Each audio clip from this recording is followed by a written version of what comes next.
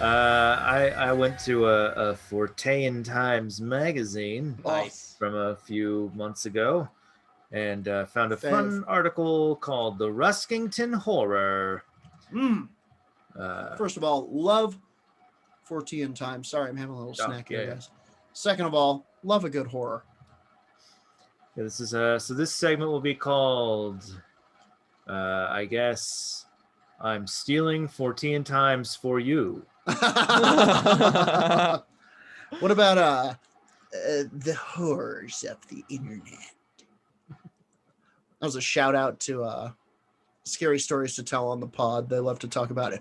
Horror. This is some ghost stuff about a specific area in England, as Fortean Times is wont to publish, as they are from England. Yes, they are quite Fortean, aren't they? Yes. And I'm just going to read through it. As regular readers will know, I have a particular interest in phantom hitchhikers and road ghosts. This began with a chance conversation in 1990 about a first-hand experience, which I called The Old Man of Halsall Moss. I sought further testimonies in 2014 and received a surprisingly large response. I've continued to receive witness statements and currently have 16 first- and second-hand testimonies that haunts this flat, primarily agricultural area covering coastal Sefton and inland West Lancashire. I asked whether this type of landscape somehow induces psychological reactions under certain circumstances, and if so, then maybe there should be similar examples from the Fens in East Anglia and the Somerset levels. Listen. Speaking of, this sounds a lot like the area around the UFO Watchtower. Listen, is there a kind of hill that can make you see an old man hitchhiking? Is there certain wind that makes you hallucinate that?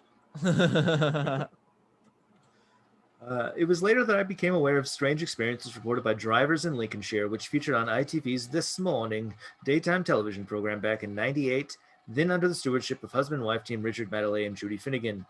On 5th February, Richard was accompanied by Julia Carling, standing in for Judy, and Reverend Lionel Fanthorpe of Fortean TV fame. This part of the program was entitled Living with Ghosts and was a phone-in where viewers were invited to talk about their personal experiences of ghosts. Can we bring these back?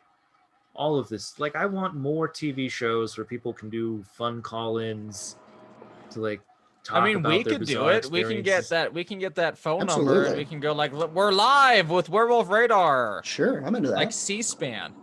Let's be the paranormal C-SPAN. You want to be the paranormal C-SPAN? Yes. Scream span?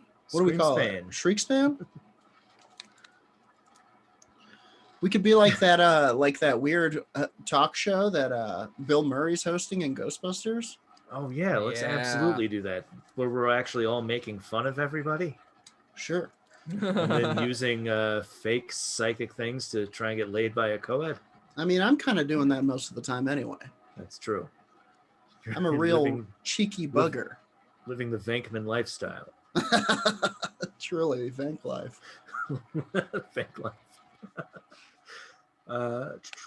Calls came in from across the country, but things really took off when a man named Kevin Whelan rang in to tell of his horrifying experience while traveling home. Whelan. Oh, my bad. Yeah, no. Although Kevin Nealon would have been great too. Hi, I've seen a ghost. I'm drunk, probably. Yeah. I've been drinking. I wanted to report it to you, a real scientist, crackpot. If you're unfamiliar with Kevin Nealon, that's a bit he did. Yeah, he is called Mr. Subliminal, I think. He's like the male Wendy Liebman, if that helps. Yeah. Carry on. God. Bye, listeners. Bye. Wait, come back. We got more ghost stuff for you. He was traveling home to Sleaford in Lincolnshire only 2 weeks before the program. Amazed by Kevin's story, Richard immediately called for his researchers to investigate what was going on and sent a team up to Ruskington, where the incident had occurred. I've got a line on a ghost. Get your men out there right now. Start shoving around hitchhikers. With typical flamboyance, Richard dubbed the phenomenon the Ruskington Horror, which he admitted had a nice Victorian penny dreadful touch. Fucking A. Lincolnshire is famous for its notoriously flat landscape, which is why they had RAF airfields in World War II. Blah, blah, blah. More stuff about the area. Let's get to some ghosts. Horror. This is the Kevin Whelan story. Kevin Nealon? Sorry. Yeah, this one is Kevin Whelan. This one was? Oh, never mind. Around 2 a.m. one Sunday morning, a couple of weeks before the program, Kevin Whelan was driving down the A15 from Lincoln towards his home in Sleaford at about 60 miles an hour. On the horizon, just before the Ruskington turnoff, he saw something floating that looked like a large white bin bag. Huh. He wasn't, yeah. It was very close to an American Beauty situation, but it being Britain, it was actually a ghost. Whoa. He wasn't concerned, thinking it was probably just car headlights or something similar. Yeah. However, when he got to where it was, a face suddenly appeared around the car's front pillar at the top right of the windscreen. Whoa! Crazy. It was Greek-looking, with dark hair and olive green skin, and was holding its left hand up. It had a pitted face, and Kevin could see its teeth. Whoa. Below the neck was a kind of white fluorescence, as with a photographic image when the camera flash is too bright. Crazy. It was Greek-looking. Greek-looking, huh? with greenish skin. What do you think Greek people look like? I saw a picture book. I know what they look like. Crazy. That's so specific. It is. Yeah. Well, and we'll find that people have seen this character on multiple occasions. Wow. Kevin was shocked and scared, but carried on driving for, he estimated, another 40 to 50 seconds until he came to a dip in the road where whatever it was had faded into obscurity down the side of the car. He then just bombed it back home, where he ran into the house to wake his wife. Yes, you definitely wake up anyone you can. Yeah. He looked in the mirror. His face was white and his skin was covered in goosebumps. His wife later confirmed that he was panicking and crying when he told her about what had happened. In all their time together, she'd never seen him so distressed. Wow, she really just put you on blast like that with the crying, huh?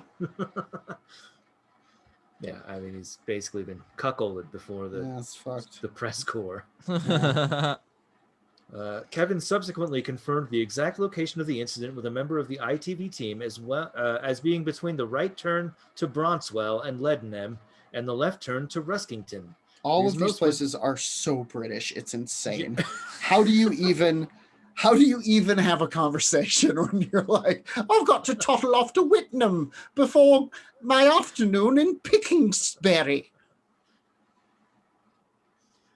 Because most witness events occur on this specific 350-yard stretch of road, I henceforth refer to it simply as the focal site. He didn't know how he stayed on the road. He'd not been drinking, and he didn't believe in ghosts. He added, always an important moment. Sure. He added that later a friend of his had been told by a police officer that in the previous 18 months, a motorcyclist was killed on that stretch of the A15, losing both legs in the accident. Oh, was he Greek? I guess we don't know.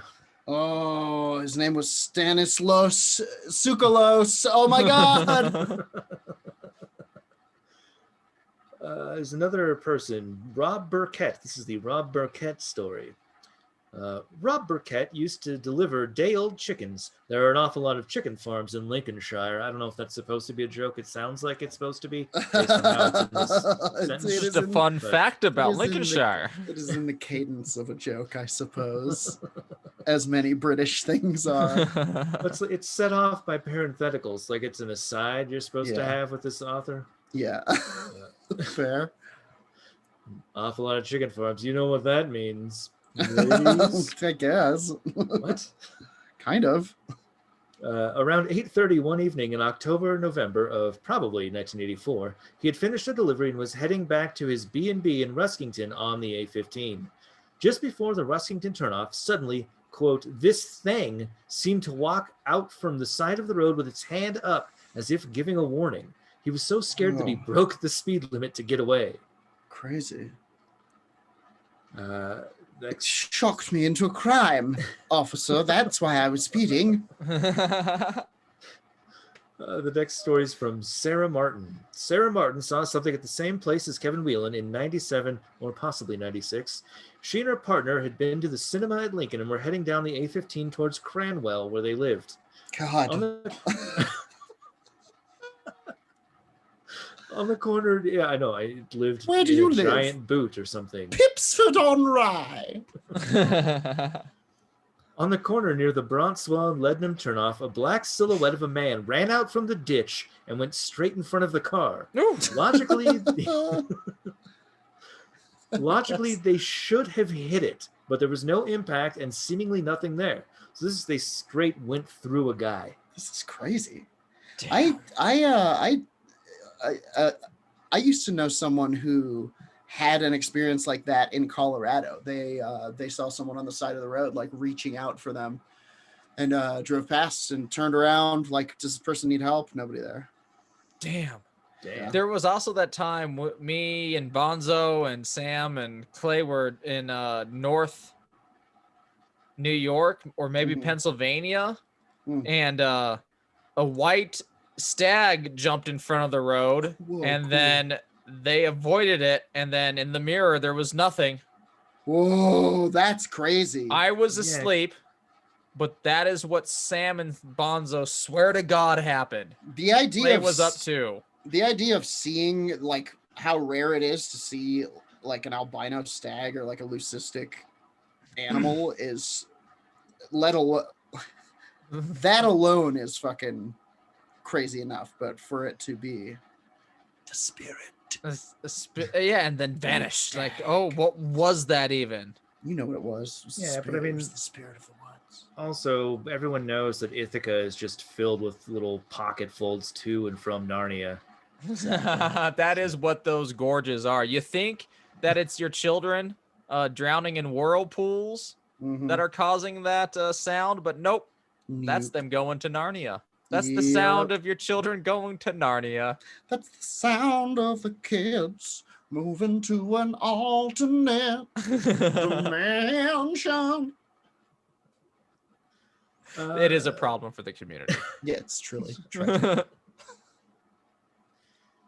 Back to Sarah Martin. The figure had no face, and Sarah cried out, but her partner who was driving didn't see anything.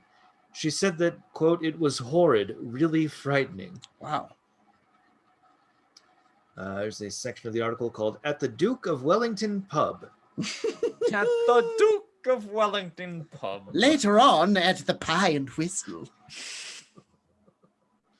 On 6th February, Nina Maiskow broadcast from the Duke of Wellington Pub in Leasingham, which is 3 miles from Ruskington and close to the A15. Outside the pub, she introduced Kevin Whelan and Sarah Martin and referred to more local ghost stories about a woman in a pink ball gown and 2 white cart horses being seen on 3 occasions on the same stretch of road. She subsequently reported from inside the Duke of Wellington, where she spoke to Kevin's wife and confirmed Kevin and Sarah's stories with them before interviewing other witnesses present.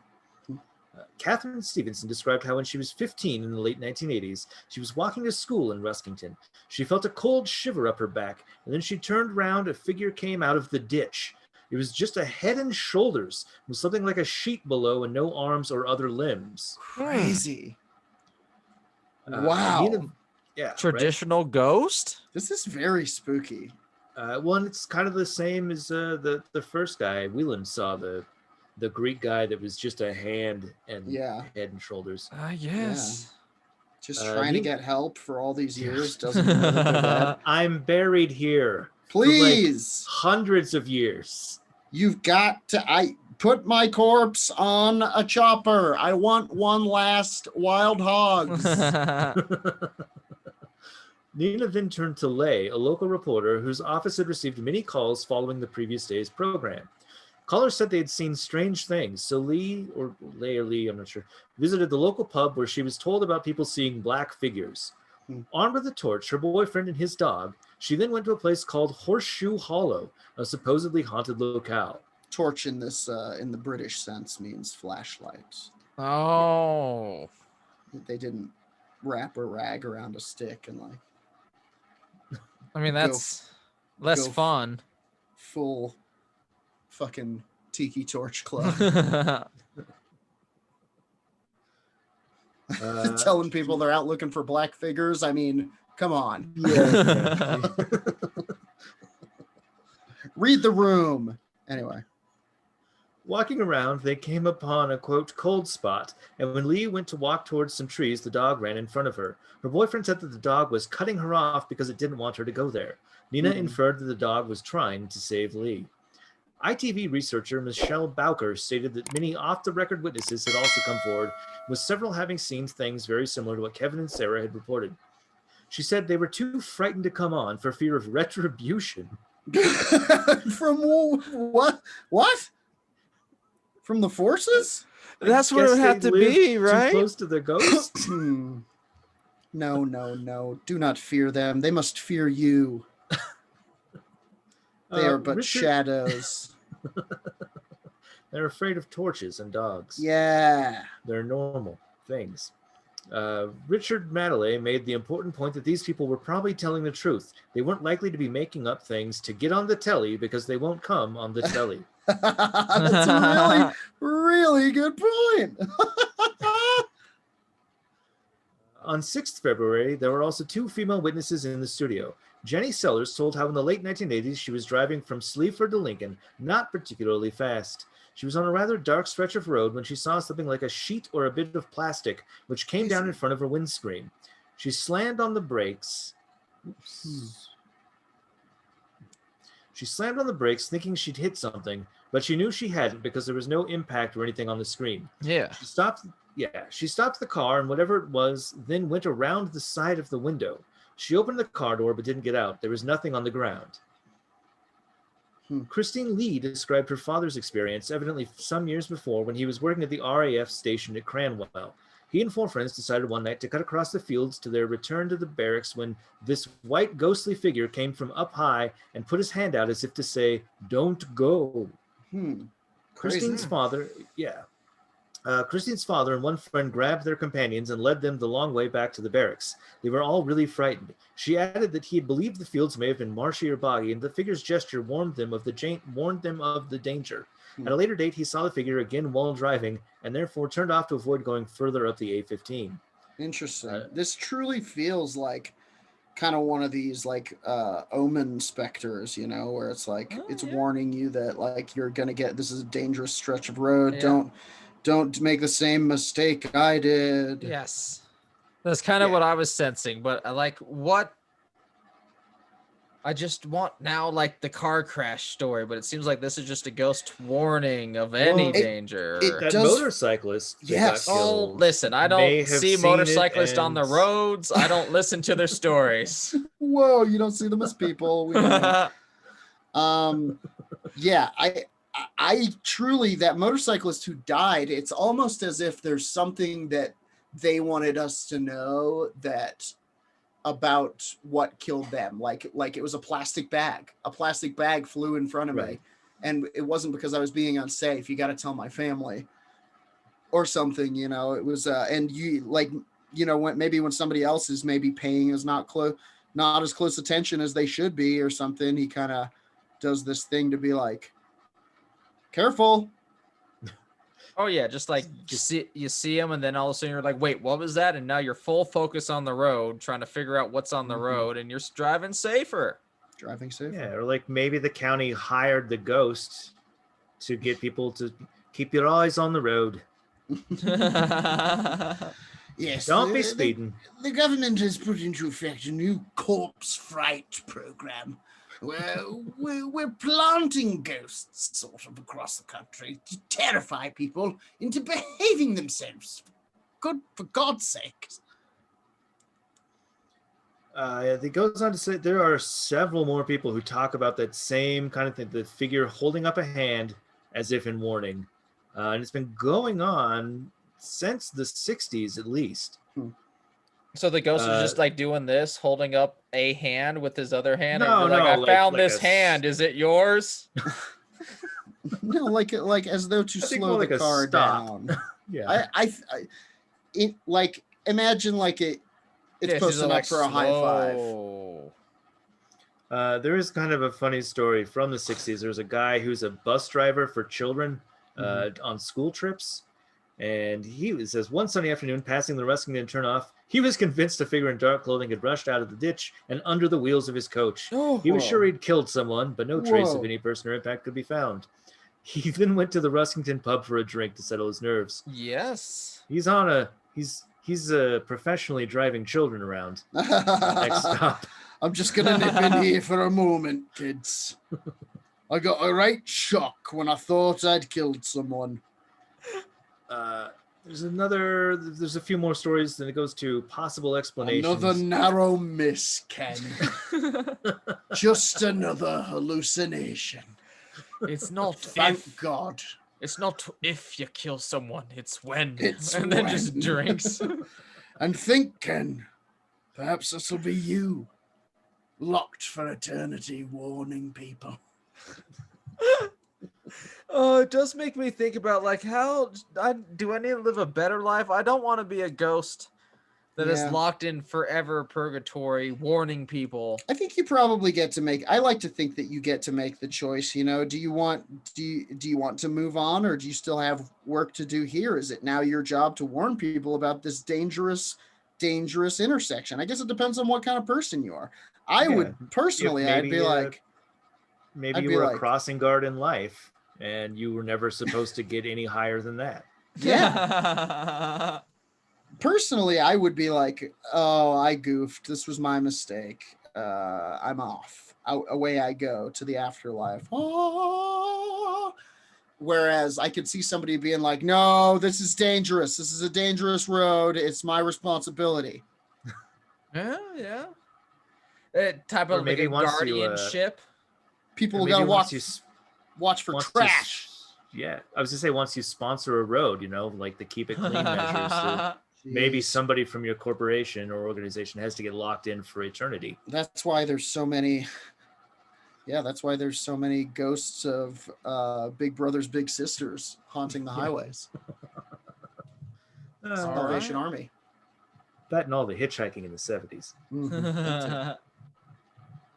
Possible explanations. Unsurprisingly, people telephoned this morning with their theories about what might be the cause of the phenomena, some quoting actual incidents and others folklore.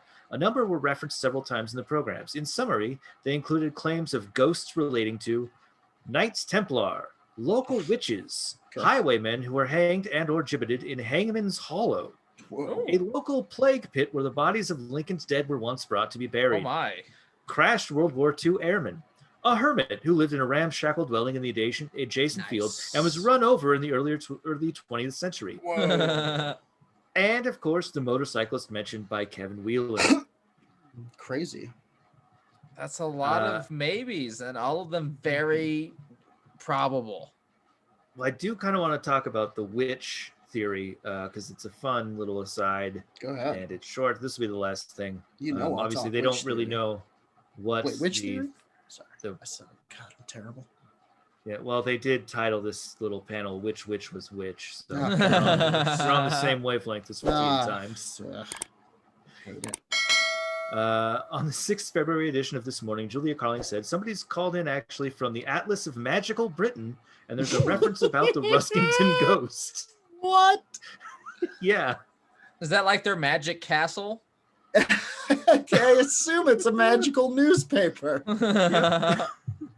Quickly, I can only use the phone for 6 decaminutes. I'm calling you from the magic dimension. It says along the road it used to be full of witches, and the last witch apparently was innocent, and she became the black-figured ghost. Just the last witch? That's great. Only time they messed up. Now, the Atlas of Magical Britain is a book by Colin and Janet Board, so I contacted Janet for the relevant text. She told me that her local witch story involved Biard's Leap and didn't appear to relate to Julia Carling's statement. It was as follows. Here's the witch history. Ooh. When the local people decided to rid themselves of a tiresome witch, the story goes, a shepherd was chosen to stab her. Huh? Yeah, we're just so done with this witch. She just casts the same spell over and over. Hey, I just thought I'd pop in. Got some cookies here for you. Oh, hello, Hagatha. Crisps with your morning coffee. Yes. Oh, there's children in the cookies again. What a surprise. Throw these out.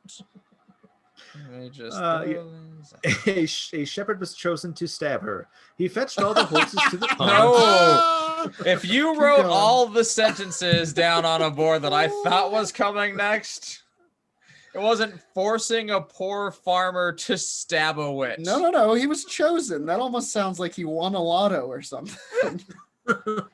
Yes, he gets I knew to it would be kill a me. witch. This is really gonna be the highlight of my year after Cynthia left. I've been stabbing my practice witch for weeks. He fetched all the horses to the pond, and the first one to raise its head from drinking when he threw a stone in the water was the one he had to mount. He did so and Let it Great. go. That's Let it awesome. pass. There's never not 100 steps in every one of these myths. Something as simple as stabbing a witch. He did so and called the witch, who got up behind him on the animal, which was named Bayard. When the shepherd stabbed her in the breast, she clutched the horse's back with her long, sharp claws, and he leapt with the pain. The jump carried him 60 feet, and the witch fell off his back into the pond and drowned. Why in the tit? Feels all kinds of I don't know, personal. She's also behind him. Yeah, she appeared behind him. Baller witch move. I guess so. Yeah, that's if that happens, you're asking for, you're cresting for a breastin. And I like that the story, she dies from drowning, not from being stabbed in the chest. Yeah. Well, listen, all that water gets in. Blood. Replaces your blood, and then you're trapped in the pond. That's where you live now.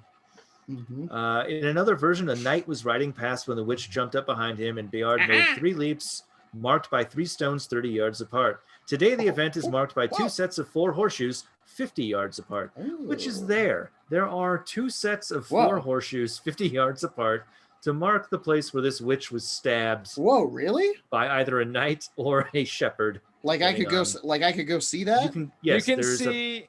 There's an inset picture of it next to. It's called Bayard's Leap. There's a little sign that has a picture of a witch on a broom flying and a horse jumping. Yep. This and is a knight wild. or a shepherd. There's a lot of question marks on the monument. There's also fun. There's a magazine called Lincolnshire Life that gives another version. Yes. In which old Meg the Witch was originally a fair and young maid who fell in love with a man who deserted her to join the Crusades. She became involved with a dark stranger, which is the devil, who gave her powers as a witch. She turned malevolent and hateful and caused storms and plagues and killed cattle and made children deformed. Nice. And then the knight came back and he was like, "What happened to my girl? Oh, she's a horrific witch now, and you're hiring me to kill her." So he does that. Same thing where he stabs her, and then she clutches the horse with her satanic witch claw feet, and it jumps 60 feet. And killing her in the traditional fashion. Yeah. The horse has to jump. That's my favorite part of this myth. Like, there's many retellings, but the horse has to jump 60 feet. And it's marked. They have the exact places marked where it jumped. Yeah. Can you hit me with that link? I can't find it here. Can you? Yeah, share that on our Discord if you can. Yeah, I'll find it. This is from the magazine, so I'll have to look it up. Sure. Or Crazy. like screenshot it or something. But gotcha. Yeah, that's Bayard's Leap, which is right nearby the Ruskington Ghost Focal Point area. Interesting. Crazy. That is the gist of the Ruskinton Horror. Wow, I'll say though, that's fucking wild. That's Nate, you've been bringing the heat today. First you grunched at us, and now you're hitting us with the horror. It's been great. Thanks for Teen Times. And they're pledged to bring only the best weird shit out of England and me to steal from them in this segment of I guess analog piracy. Analog piracy is an excellent name for what we've done here. Well, everyone, let's wrap up this episode.